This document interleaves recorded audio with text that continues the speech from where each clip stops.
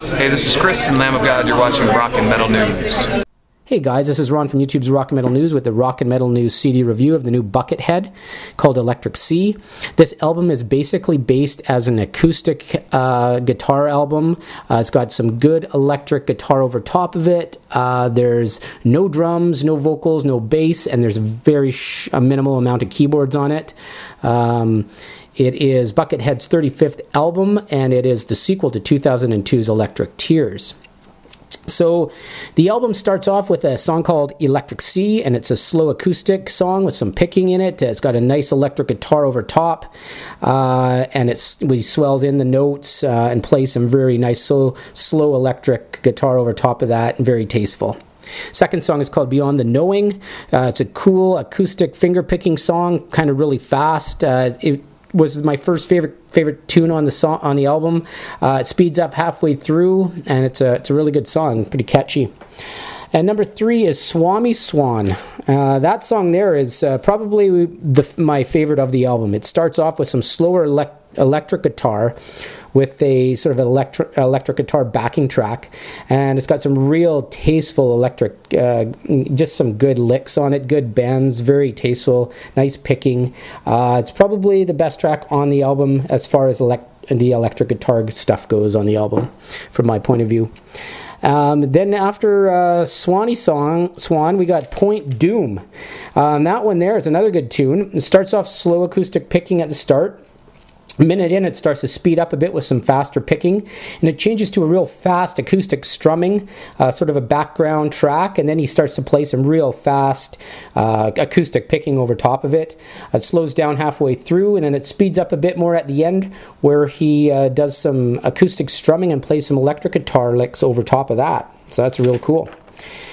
And the 5th song is called El Indio, and it's like a Spanish song. It's a Spanish acoustical tune, has a steady guitar backing track with some real slower Spanish picking over top, switches to an electric guitar for the final 3 minutes of the song with some real nice licks still over top of the backing guitar rhythm, acoustic guitar rhythm, which is really cool.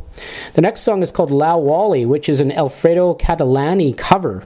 This one here starts off with some slow electric picking and some cool licks and slow bends and things, and then it's got an acoustic background track, some chords, and he plays really kind of heavy over top of it. It's probably one of the heaviest songs as far as the electric guitar goes on the album.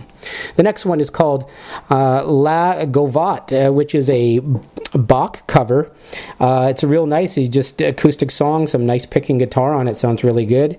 Then he goes into what he calls Buckethead, sort of play with words on that, which is really, it's the same song, same feel, and he speeds it up a bit and slows it down, has a little different feel of it. Then it goes into a song called Yokohama.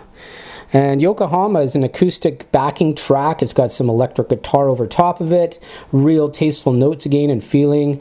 I mean, this album is the one where it's not a powerful electric guitar album. There's not a lot of heavy stuff on this. It's very acoustic based, and it's a kind where you would just sit down and you could just sit down and enjoy it from the acoustic versions of it and just the playing.